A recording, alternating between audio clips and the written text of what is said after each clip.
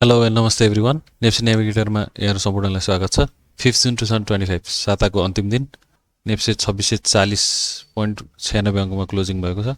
यो अघिल्लो कारोबार दिनभन्दा लगभग 6 पोइन्ट गिरावटसँगै टोटल भोल्युम 7.97 अर्ब अलमोस्ट 8 अर्बको भोल्युम आएको छ। यसमा ट्रेन्डिङ स्टक्सहरू रहेका छन् वरुण, युपिसिएल, राधी, एनजिपिएल, एकेपिएल, आरएफपिएल, पिपिसिएल, एसिपिटिबिएल, एचआइडिसिएल र एनएबिबिसी। त्यसमा 111वटा कम्पनीले कमाएका छन् भने 194वटा कम्पनीको लगानीकर्ताहरूले गुमाएका छन्। यदि चाहिँ साताको अन्तिम दिन यसै गरी सेक्टरहरू हेर्दाखेरि चाहिँ हाइड्रो पावरमा एकदम राम्रो भोल्युम देखिएको छ। एक इन्डेक्समा 1.13%ले इन्डेक्समा राइज देखिएको छ भने 4.54 अर्ब सबभन्दा बढी भोल्युम अलमोस्ट टोटल टर्नओभरको 60% भोल्युम नै हाइड्रो पावर सेक्टरमा देखिन्छ। यसै गरी गिरावट चाहिँ यो म्यानुफ्याक्चरिङमा चाहिँ 1.4% गिरावट आएको छ। यसमा अब अरू भने चाहिँ अब टप गेनरहरू चाहिँ रिभर फल, प्योर इनर्जी चाहिँ यो आइपिओ भइहाल्यो, पिपिसिएल, वरुण, सप्तकोशी, राधी, एसियन हाइड्रो, उपकार लघुवित्त, युपिसिएल र दोर्दी चाहिँ टप गेनरमा पर्न सफल भएका छन्। यो सँगसँगै हाइएस्ट टर्नओभर स्टक चाहिँ राधी, युपिसिएल, बिपिसिएल, एनजिपिएल, एकेपिएल, यो सिएचडिसी, सप्तकोशी डेभलपमेन्ट ब्याङ्क, यो ओमेगा सिरिज आइपिओ अस्तिको, यो सानिमेमा हाइड्रो पावर र चन्द्रगिरी हिल्स पर्न सफल भएका छन्। यो सँगै अब हामी टेक्निकल्ली मार्केटलाई हेरौँ। मार्केटमा यो 8 अर्ब भोल्युम छ। यो रेड क्यान्डल फर्म भयो भने अलमोस्ट 60% टर्नओभर चाहिँ तपाईँहरूले अघि मार्केट समरीमा देख्नु भएको थियो, हाइड्रो सेक्टरमै आएको छ। अलमोस्ट 60% भोल्युम त ग्रिन नै छ नि त। अब यसरी मार्केटको एनालाइसिस सुरु गरौँ हामी।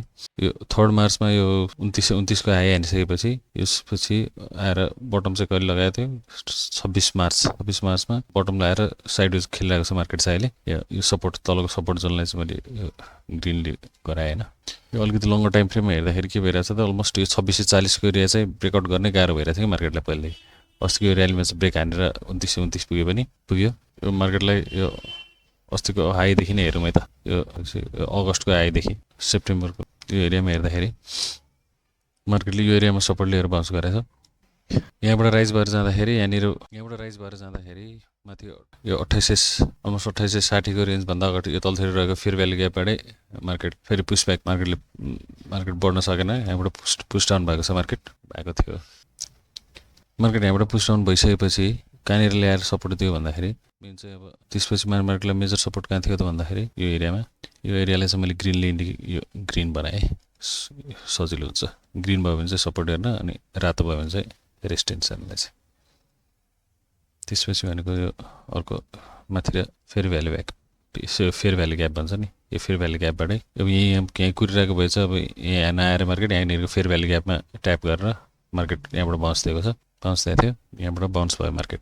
यहाँबाट बाउन्स भइसकेपछि के भयो भन्दा यो यहाँको यो प्रिभियस हाईलाई चाहिँ यो अराउन्ड यो एकदमै हाम्रो यो 3चोटि मार्केट ट्याप गरेको एरिया जुन यो थियो 2760 देखि 2800 को एरियालाई पनि ब्रेकआउट हानेर माथि गयो मार्केट। यो 2860 लाई पनि ब्रेकआउट हानेर माथि गएर रिभर्सल भयो मार्केट होइन। यो कहाँबाट रिभर्सल भयो भन्दाखेरि यहाँनिर भएको यो फेयर भ्यालु ग्याप, यहाँनिर भएको पनि फेयर भ्यालु ग्यापबाट फेरि यो अघिल्लो यो भनेको चाहिँ हाम्रो के भयो भन्दाखेरि यो डेली टाइम फ्रेममा भएको डिमान्ड जोन यो सप्लाई जोनलाई चाहिँ यो फेयर भ्यालु ग्याप अर्डर ब्लकहरूलाई चाहिँ हामी यो डिमान्ड जोन सप्लाई जोन भनेर इन्डिकेट गरौँ है त। अब यसलाई हटाइदिएँ मैले है। यो भयो हाम्रो सप्लाई जोन। यसलाई पनि सप्लाई जोन भनेर इन्डिकेट गरौँ है त। सप्लाई जोन पनि भयो। यो हाम्रो के भयो त यहाँको डिमान्ड थियो, यो माथि गएर यो एरियालाई ब्रेकआउट हानेर गइसकेपछि कहाँ भयो त सप्लाई जोनमा ट्याप भयो मार्केट होइन। अब हाम्रो त्यहाँबाट ट्याप भएर फेरि मार्केट कहाँ फल भयो, डिमान्ड जोनमै फल भयो होइन। फेरि डिमान्ड जोनमा फल भएर केही कन्सल्टेसन देखिरहेको छ मैले हाम्रो मार्केटमा। यसलाई पनि हटाइदिएँ, यसलाई हटाइदिएँ, यहीँ भएपछि देखिहाल्छ। अहिले के छ त मार्केटको स्थिति। अहिले कहाँ यो मल्टिपल टाइम चाहिँ यो 2700देखि यो 2740को एरियालाई एकदम स्ट्रङ रेजिस्टेन्स लिइरहेको मार्केटले एकचोटि दुईचोटि तीनचोटि ट्याप गरेर फेरि हल्का फल आएको छ मार्केटमा होइन। त्यो भने के आउँदा यहाँ ब्रेकडाउन दिँदाखेरि यहाँनिर भएको यो ब्रेकडाउन हुँदा अगाडिको यो प्रिभियस ग्रिन क्यान्डलबाट मार्केट तलतिर पुश डाउन भइरहेछ। मल्टिपल टाइम्स रिजेक्सन खाएछ मार्केटले यो एरियाबाट। यो एरियालाई पनि हामी सप्लाई जोन भनेर मार्क गरौँ। सप्लाई जोन यो हो भनेपछि डिमान्ड जोन कहाँ हो त हाम्रो? यो पहिलाको डिमान्ड जोनबाट मार्केटले रिभर्सल दियो, त्यसरी फेरि यो हाम्रो यसलाई डिमान्ड जोन यो मार्केटले यहाँ डिमान्ड जोन क्रिएट गर्यो, यहाँ आएर फेरि एक्चुअली सप्लाई एरिया हाम्रो ट्याप गर्न पुग्यो मार्केट होइन त। यति भइसकेपछि अब यसलाई डिमान्ड जोन नै भनेर लेखेँ है त मैले फेरि डिमान्ड जोन होइन। एकदम हामी अहिले कहाँ छौँ त मार्केटमा? एकदम डिमान्ड जोनको एकदम नजिक छौँ होइन। यहाँ छौँ भनेपछि यो के भइरह्यो? यहाँ के भयो भन्दाखेरि डिमान्ड जोनमा आयो मार्केट यहाँनिर। अब यहाँनिर ट्रेड यहाँ यो डिमान्ड जोनमा आइसकेपछि मान्छेहरूले ट्रेड लिँदाखेरि के भयो त यहीँको स्टप लस राखेर यही एरियाकै स्टप लस राखेरै ट्रेड लिएको हुन्छ मान्छेले। भनेपछि हाम्रो 2580 अलमोस्ट 2580 भनौँ है। यसलाई रेड गरिदिएँ मैले। यो यहाँबाट रिजेक्सन खाएर मान्छेहरूले यो पोइन्टमा इन्ट्री लिने मान्छेहरूले यहीँनिरको स्टप लस राखेर ट्रेड गरायो। यहाँबाट माथि गयो मान्छे यो सप्लाई जोनमा रिजेक्सन क्यान्डल देखेपछि यहाँनिर प्रफिट बुकिङ आयो होला।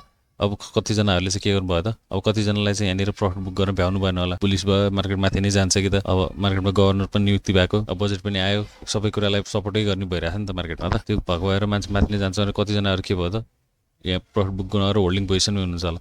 अब होल्ड भएपछि कसरी रियाक्ट गर्ने त मार्केटमा अहिले?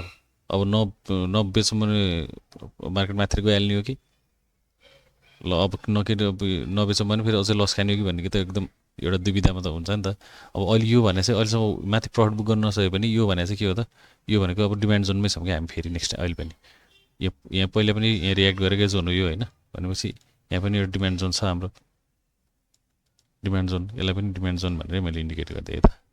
एकदम नियर टु द डिमान्ड र डिमान्ड जोन ट्याप पनि भइसकेको छ यहाँनिर होइन। यो भइसकेपछि अब हामीले के गर्नु पऱ्यो भन्दाखेरि अब माथि यहाँ यतैतिर किनेको स्टकहरू पनि सेल अफ गरेको थिएन भने चाहिँ होल्डमै छ भने पनि होल्ड गर्ने हो, ठिक छ, केही छैन। अब अहिले कहिलेसम्म होल्ड गर्ने हो भन्दाखेरि चाहिँ अब के सोचेर किन्ने थियो होइन। अब कतिजनाले अब आजको दिनमा फेरि अब एभरेजिङ गर्ने अथवा के गर्ने भनेर कन्फ्युजन हुनसक्छ होइन। अब यसलाई लो टाइम फ्रेममा अलिकति हेरौँ होइन। डिमान्ड जोन एरियामा छ भनेपछि यहाँनिर अर्डर ब्लकहरू पनि छ होइन। भनेपछि अब मार्केटले कसरी रियाक्ट गर्छ भन्ने कुरा हो। डिमान्ड जोन छ अब यहाँ यो एरियामा यदि भोलि मार्केट यहाँ फल भएर यो एरियातिर आएर साइडवेज खेल्छ भने पनि इन्ट्री लिँदा हुन्छ होइन। यहाँनिरको टाइट स्टप लस राखेर इन्ट्री लिन्छु भन्दाखेरि अब यहीँ यो 2605 एरियाको चाहिँ यहाँनिरको स्टप लस राखेर योभन्दा तलतिर मार्केटले क्लोज दिन्छ भनेपछि योभन्दा तलतिर मार्केटले क्लोज दिन्छ भने चाहिँ म सेल गरेर एक्जिट हुन्छु भन्नु पऱ्यो। अब यही एरियामा लिनुभएको थियो अस्ति डिमान्ड जोन ट्याप भएको भएर, डिमान्ड जोनमा ट्याप भएको भएर यहाँ माथि बेच्न सक्नु भएको थिएन। तर होइन अब मार्केट यो एरियामा छ, अब यहाँनिर बेच्नु कुरो त भएन, ठिकै छ। अब यहीँबाट मार्केटले रिभर्सल दिन्छ भने पनि ठिकै छ। त्यसपछि माथि सप्लाई जोनहरू हेरौँला हामीले। तर होइन भोलि मार्केट अब मार्केट खुल्छ अनि सेलिङ हल्का आउँछ भने डराउने कुरै छैन। यहाँनिर डिमान्ड जोन नै छ यहाँनिर। यो डिमान्ड जोनमा लिँदाखेरि भइहाल्यो। डिमान्ड जोनमा लिने स्ट्रिक्ट स्टप लस चाहिँ यहाँनिर 2605 स्टप लस राखेर लिँदा लिने, त्यसपछि यहाँनिर माथिको टार्गेटहरू लिँदा हुन्छ। माथिको टार्गेट लिँदाखेरि अब यहीँबाट मार्केट फर्केर अब सिधै जाने हो त। यो 2740 यो 27 यो यहाँनिरको हाम्रो एरिया छ नि, यो 2745 एरिया, यो एरियालाई ब्रेक गरेर अब अस्तिको हाई कति छ 2770 को एरिया नै ब्रेक गरेर जाला त एकैचोटि। अब गयो त राम्रो, अब गएन भने पनि हामीले अब अगाडि नै अरू नै केही सिनेरियोहरू क्रिएट हुन्छ भने पनि अब हामीमा हेर्नु पऱ्यो। अब यहाँनिर पनि फेयर भ्यालु ग्यापहरू त छ। सरी आवलीमा नहेरौँ, डेलीमा हेरौँ न त। डेलीमा पनि फेयर भ्यालु ग्याप त क्रिएट भयो होला। यो बेरिस फेयर भ्यालु ग्याप यो यहाँनिर यहीँ मार्केट अब एकदमै यहीँ माथिसम्म गयो। अब यहाँभन्दा माथि क्लोजिङ दिन्छ भने त एकदम राम्रो भयो। तर पनि त अब ठ्याक्कै यहीँबाट फर्किन्छ यहीँनिर पुग्छ भन्ने त भएन नि त। अब टार्गेट त हामीले यहाँ राख्ने, तर यहाँभन्दा अगाडि पनि त यहाँ छ नि त, छ यो उसमा। यहाँ पनि बेरिस फेयर भ्यालु ग्याप छ। यो 2670-80 यो 2670-80 एरियाबाट पनि सेलिङ आयो भने मार्केटमा अब यहाँनिर बाई गरेर अब जस्तो एभरेजिङ गरेको खातामा भएको चिजहरूलाई चाहिँ अलिकति रिस्क म्यानेज गर्ने, यहाँबाट रिस्क म्यानेज गरेर फेरि फल भएर आउँदाखेरि फेरि यहीँको स्टप लस राखेर माथितिरको टार्गेट लिएर हिँड्ने, त्यो तरिकाले नै सोच्न सक्यो मार्केटमा होइन। मार्केट बुलिसै भएर जान्छ एकदम। यहाँबाट यो बेरिस फेयर भ्यालु ग्यापहरूलाई यो तोडेर जान्छ भनेपछि अब फर्स्ट टार्गेट चाहिँ हामीले कहाँनिर राख्नु पऱ्यो? यही अहिले यो 2720तिरको एरिया छ नि, जुन यो अस्तिको जहाँबाट मार्केट ट्याप भएर खसेको छ, जो रिजेक्सन खाएको एरियाहरू, यो एरियामा चाहिँ हामीले के गर्नु पऱ्यो त? अब यहीँबाट मार्केट फर्केर जान्छ मार्केट भन्यो भने यो एरिया भनेको त हाम्रो सप्लाई जोन छ, सप्लाई जोनमा अब रिस्क म्यानेज गर्ने पछि यो भन्दा माथि यो 2740 यो जुन हाम्रो यो मल्टिपल रिजेक्सन खाएको एरिया छ जुन यो एरियालाई ब्रेकआउट हानेर माथि जान्छ, क्यान्डल क्लोजिङ दिन्छ, त्यस्तो हुन्छ अनि रिट्रेसमेन्ट आउँछ भने फेरि पछि सोचौँला। त्यो पछिको सिनारियो भयो, पछि मार्केटले जस्तो सिनारियो क्रिएट गर्दै जान्छ त्यही अनुसार गर्दा भइहाल्यो। न त अहिले यहाँनिर रिस्क लिएको कुराहरू छ नि जुन अब भोलि यदि यहाँनिर यो डिमान्ड जोनमा रिस्क लिएको कुराहरू स्ट्रिक्ट स्टप लस यहाँनिर 2605 को स्टप लस राखेर त्यसपछि यहाँनिरको सप्लाई अब यो यहाँनिर यतातिर हेर्ने अब माथि सप्लाई जोनमा हेर्ने त्यो गर्नु पऱ्यो होइन। अब जस्तै मार्केटले अब भोलि स्योर यहीँबाट फर्किन्छ भन्ने त भएन, डिमान्ड जोनबाट यसलाई पनि मेल्ट गरेर आउँछ भने अब तलतिरसम्म अब यहीँबाट आएर यो तलतिर यो रेन्जमा ट्याप भएर पनि यता माथितिर जान सक्छ, त्यसको लागि प्रिपेयर हुनु पऱ्यो। भनेपछि अल्टिमेटली के गर्नु पऱ्यो भन्दाखेरि अब यहाँ अगाडि यहाँनिर रिस्क लिनेहरूले चाहिँ एकदम क्विक ट्रेड गर्न सक्नुहुन्छ मान्छेहरूले भने चाहिँ यो एरियाबाट पोजिसन्स लिएर माथिको टार्गेटहरू मार्केटको सिनारियो हेरेर मार्केट माथिको टार्गेटहरू हेर्दै जानु पऱ्यो, सप्लाई जोनहरू हेर्दै जाने होइन। ठिकै छ नि त, अब कन्सलेसन होला के होला कन्फर्मेसन भएपछि इन्ट्री गर्छु भनेर ऊ गर्नेहरू मान्छेलाई चाहिँ अब हेर्नु पऱ्यो। अब एकचोटि मार्केट अब असारमा सन्त पनि आउँदैछ, फेरि मार्केट असारमा सन्तभन्दा असारमा सन्त बेला मान्छेहरूलाई क्यास आउट पनि गर्नुपर्ने होला।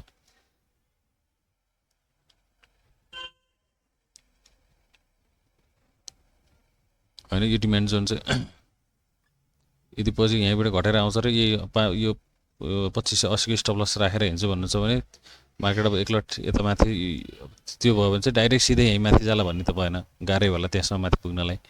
एउटै र्याली त्यो गयो भने त एकदमै राम्रो भइहाल्यो, अब जति माथि नै जान्छ त्यति नै राम्रो हो, सबैले बढेपछि नै कमाउने हो पैसा त। तर अब यदि यहाँ 2580लाई होइन यहीँ रिस्क लिन्छु तर 2580सम्म नै वेट गर्छु भन्नुहुन्छ भने ठिक छ, 2580 भन्दा तल ब्रेकडाउन दिएर जान्छ मार्केट भने त अलि तल नै आउँछ, तल नै छ। त्यसपछि अब यहाँबाट 2580लाई नै ब्रेकडाउन दियो मार्केटले भने त फेरि अब यहीँबाट सिधै ब्रेकडाउन दिन्छ जस्तो चाहिँ मलाई लाग्दैन, किनभने एटलिस्ट एउटा अपस्विङ र्याली यहाँबाट गएर यति माथिसम्म गएर बसी धार्न सकेन भने चाहिँ बरु यतातिर आउला, न त यहीँनिरैबाट सिधै फल भएर यसरी मार्छ त आउनु। यहाँबाट फल हुँदाखेरि पनि एउटा पुल ब्याक चाहिँ दिएर बल्ल त्यसपछि चाहिँ यहाँबाट आएर पुल ब्याक दिएर त्यसपछि चाहिँ फल भयो भने पनि त्यो भयो भने चाहिँ अनि यो तलको एरियाहरू यो 2500 को एरियातिर मार्केट फल हुनसक्छ। यो पनि बेरी सिनारियो हो, मार्केट होइन सधैँ बढेरै जान्छ माथि नै जान्छ भन्ने त हुन्न, यो त यसको लागि पनि त प्रिपेयर हुनु पऱ्यो। अब यो यहीँनिर यहाँ किन्ने मान्छेहरूको स्टप लस यहीँ छ। अब यो एरियामा अस्ति यो एरियामा यो पुल ब्याकमा यहाँ लिनेहरू मान्छेले पनि प्रफिट बुक गर्नु भएन। अब यहाँ गाह्रै हुन्छ, माथि बुली सिनारियो छ, सबै कुराहरू पोजिटिभ भइरहेको बेलामा फेरि कतिजनाले इन्ट्री हान्नु भयो होला, गभर्नर युक्ति भयो, बजेट आयो, सबै कुरा भयो भनेर त्यो मान्छेहरूको अहिले पनि मार्केट घटिरहेको त फाइदा छैन कसैलाई, एक्जिट त लिन सकिरहेको छैन मान्छेले भनेपछि यो एरिया भनेको त एकदम क्रुसियल पोइन्टै भयो क्या अहिलेलाई।